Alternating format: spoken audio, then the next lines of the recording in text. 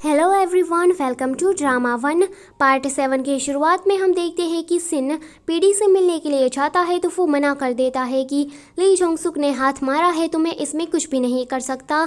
ये जानकर वो बहुत ही परेशान हो जाता है। दूसरी तरफ जूहान को जब ये बात पता लगती है तो उसके चेहरे पर बड़ी बड़ी स्माइल आ रही थी, पर एक ही सेकंड में उसके चेहरे की हवाइयाँ उड़ जाती है। ये दोनों भागते हुए जा रहे थे क्योंकि एसबीसी टीवी के सीईओ ने उसे मिलने के लिए बुलाया था।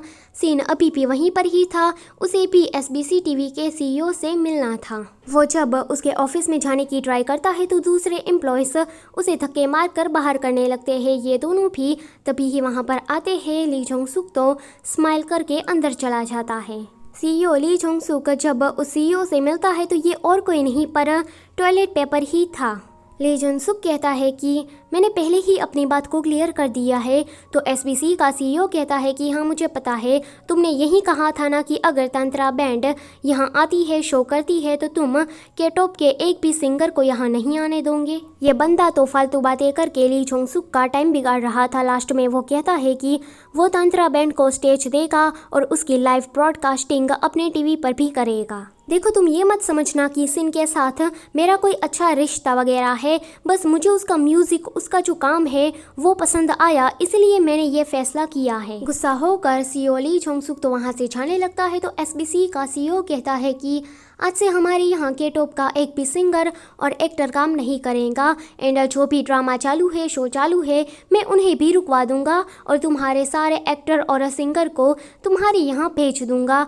सीईओ ली जोंग सुक कहता है कि तुम कुछ ज़्यादा ही नहीं कर रहे। तो ये बंदा कहता है कि तुमने ही रायता फैलाया है, तो देखो मैं उसे समेटने वाला तो नहीं हूँ। तुमने ये अपना फैसला खुद ही लिया है। अपनी पर्सनल फीलिंग को तुम काम के बीच में ला रहे हो, ये मुझे ज़रा सा भी पसंद नहीं है। सिन का काम मुझे काफ़ी ज़्यादा पसंद आया, इसलिए मैंने उसे अपनी टीवी में आने दिया है। ये दोनों ही फिर लटकाया हुआ मुंह लेकर वहाँ से चले जाते हैं।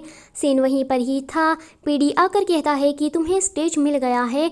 वो तो बहुत ही ज़्यादा खुश हो जाता है, खुशी के मारे झूमने लगता है। यहाँ पर ये चारों सड़े हुए टमाटर जैसा मुंह लेकर बैठे थे। जायवून उन्हें देखता है और वो ड्रम बजाने लगता है। उसके बाद एक के बाद एक आने लगते हैं और उसकी प्रैक्टिस करना स्टार्ट कर देते हैं। सीन उन्हें दूर से देखता है और वहाँ पर आ जाता है। वो कहता है कि प्रैक्टिस करना स्टार्ट कर दो क्योंकि तुम लोग लाइव टीवी पर आने वाले हो। ये जानकर सभी लोग खुश हो जाते हैं। सीईओ ली जोंग सुक को अभी भी शांति नहीं मिलती।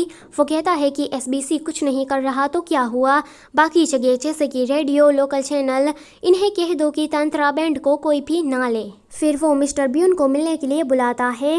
वो उसे पैसे ऑफर करके कहता है कि मैंने हानुल के बड़े भाई का मर्डर किया है, ये बात तुम किसी को भी मत बताना। मिस्टर ब्यून कहते हैं कि मेरा मुंह बंद करने के लिए ये पैसे काफ़ी है, पर संघ्यून की लाइफ का क्या? तुम डर रहे हो क्योंकि हानुल अगर एक बार फेमस हो गया तो उसे अपने भाई की मौत के बारे में पता लग जाएगा और तुम्हें जेल की हवा खानी पड़ेगी। मिस्टर ब्यून पैसे वहीं रखकर वहाँ से चले जाते हैं। ये लोग कपड़े चूज़ कर रहे थे क्योंकि वो लाइव आने वाले थे। सभी के ओपिनियन अलग अलग थे कि हम लोग क्या पहन कर जाए। काइली कहता है कि मैं चूज़ करता हूँ। सीन उन सारे फोटोज़ को जूहान को भेज देता है। जूहान तो ये देखकर बहुत ही ज़्यादा डर जाता है कि इसके बारे में किसी और को भी पता है, पर सीन ने जूहान वाली फ़ोटो नहीं भेजी थी। काइली कबूतर जैसा तैयार होकर आता है और बहुत ही स्टाइल मार रहा था। सभी लोगों के चेहरे उतर जाते हैं। वो कहता है कि ज़रा देखो, इसे ही स्टाइल कहते हैं। सभी लोग उसका मजाक उड़ाने लगते हैं। सीन वहाँ पर आता है और ये देखकर कहता है कि इसको किसी ने रोका क्यों नहीं है। ग्रीन कहती है कि मैंने ट्राई की थी। सीन कहता है कि कैंची कहाँ पर है, मैं इस पूरे कपड़े को ही फाड़ डालूंगा। काइली कहता है कि तुम्हें तो स्टाइल के बारे में कुछ भी पता नहीं है। अगले दिन सीन गिफ्ट लेकर एसबीसी के सीईओ से मिलने के लिए जाता है।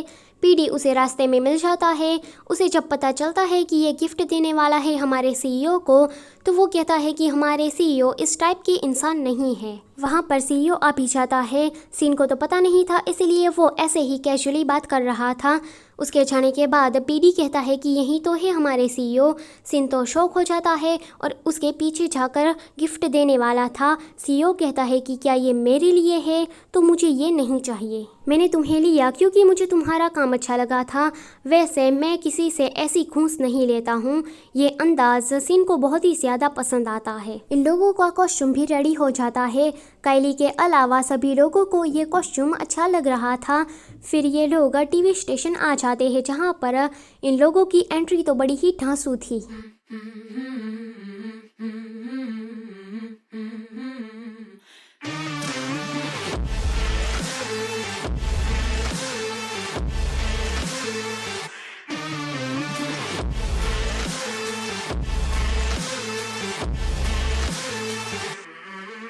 फिर इनका शो स्टार्ट हो जाता है। चाह्यून ने चश्मा पहना था ताकि उसकी माँ उसे पहचान ना सके। मिस्टर ब्यून हानुल को देखकर खुश हो रहे थे। चूहान तो खुद लाइव शो अटेंड करने के लिए आता है। सीईओ ली जोंग सुक टीवी से ही ये सब कुछ देख रहे थे। नकचड़ी तो नकचड़ी ही रहेगी। जीनू जब हानुल को गाते हुए देखता है तो वो अपने मन में सोचता है कि ये तो सच में काफ़ी टैलेंटेड है। ये लोग घर वापस आ जाते हैं पर ये लोग सैड थे क्योंकि अभी तक किसी ने भी इनके बारे में एक कमेंट और आर्टिकल भी नहीं लिखा था। पर ग्रीन उन्हें बताती है कि आप लोगों को एक रेडियो शो में गेस्ट के तौर पर इनवाइट किया है। सीन देखता है कि ग्रीन के पास तो अभी पर्स ही नहीं है, इसलिए वो उसको अपने साथ शॉपिंग पर ले जाता है। ग्रीन प्राइस टैग को देखकर कहती है कि ये तो बहुत ही ज़्यादा महंगा है। वो आवाज़ कर रही थी तो सीन कहता है कि ऐसी आवाज़ निकालना बंद करो, मुझे शर्म आती है। क्या तुम सबके सामने मेरी बेइज्जती करवाना चाहती हो? सीन ग्रीन के लिए एक ड्रेस सिलेक्ट कर देता है। वापस आते टाइम ग्रीन कार चला रही थी क्योंकि सीन का लाइसेंस तो जेल जाने के बाद रद्द ही हो गया था। वो उसे गिफ्ट के तौर पर वॉलेट भी देता है। ग्रीन नए कपड़े पहनकर जब स्टूडियो आती है तो इस नए अवतार को देखकर सभी शौक हो जाते हैं। ग्रीन कहती है कि अब मैं एक मैनेजर जैसी लग रही हूँ ना। हानुल देखता है कि सिन ग्रीन को देख रहा है। हानुल को ये बिल्कुल भी अच्छा नहीं लगता। अगले दिन ग्रीन रेडियो शो में भी यही कपड़े पहनकर जाने वाली थी तो हानुल कहता है कि कितने दिन तक यही ड्रेस पहनने वाली हो। जब वो स्टूडियो जाती है तो सिन भी यही कहता है। ग्रीन कहती है कि ये कपड़े मुझ पर ज़्यादा ही अच्छे लग रहे हैं। इस कपड़ों से मैं बहुत ही ज़्यादा प्रिटी दिखने लगी हूँ। सीन कहता है कि तुम्हारे घर में क्या आईना नहीं है? ग्रीन कहती है कि मुझे आपसे कुछ कन्फेस करना है। मुझे लगता है कि मैं आपको पसंद करती हूँ। सीन थोड़ा रुक जाता है। वो कहता है कि तुम ऐसा नहीं कर सकती। तो ग्रीन कहती है कि आपने मेरे लिए आउटफिट लिया, अब आप मेरे मेंटोर बन चुके हो। आप तो बहुत ही ज़्यादा कूल हो और एक्सीलेंट हो। सीन का तो पोपट हो जाता है क्योंकि वो कुछ और ही समझ रहा था। वो उसे कहता है कि तुम मुझे स्ट्रेस दे रही हो, इसलिए यहाँ से निकलो। ये लोग फिर रेडियो स्टेशन जाते हैं जहाँ पर इन्हें पता चलता है कि इसका शो तो कैंसिल हो गया है। वहाँ पर जीनू आता है क्योंकि उनकी जगह पर इन लोगों ने इसे ले लिया था। हानुल जीनू के नेक पर एक निशान देख लेता है। हानुल को पता लग जाता है कि यही असली कल्प्रिट है क्योंकि उसने कल्प्रिट के गले पर ऐसा ही बिल्कुल निशान देखा था। ये लोग सैड होकर वापस जा रहे थे। हानुल रेडियो सुन रहा था। वो उसे मैसेज करके कहता है उसी जगह का नाम लेकर कि उस दिन रात में मैंने तुम्हारा टैटू देख लिया था। आरजे जीनू को यही बात बताती है। जीनू ये सुनकर डर जाता है और शो अधूरा छोड़कर वहाँ से चला आता है। चूहान गुस्सा होकर जीनू के पास आता है कि मैंने तांत्रा बैंड को हटाया और तुम्हें वहाँ भेजा और तुम ऐसे ही यहाँ पर चले आए। जीनू कहता है कि उसने मेरा टैटू देख लिया है, उसे सब पता है कि वो मैं ही हूँ। सीन जूहान को वही वाली फुटेज भेज देता है जिसमें वो भी खड़ा था। जूहान तो ये देखकर काफ़ी ज़्यादा डर जाता है। इस बार वो रोतड़ू सा मुँह बनाकर कहता है कि ये कौन है जो मुझे ऐसी फुटेज भेज रहा है। ग्रीन अगले दिन जब रेडियो स्टेशन जाती है तो आरजे उसे कहती है कि तुम्हें क्या समझ में नहीं आता कि केटोप के साथ सीन का अच्छा रिश्ता नहीं है, इसलिए उसने जीनू को भेजा। देखो उसने एसबीसी के सामने तो घुटने टेक दिए थे, इसलिए उसका वहाँ चल गया, पर हमारे यहाँ के टॉप दखल अंदाजी करेगा, हम इसमें कुछ भी नहीं कर सकते।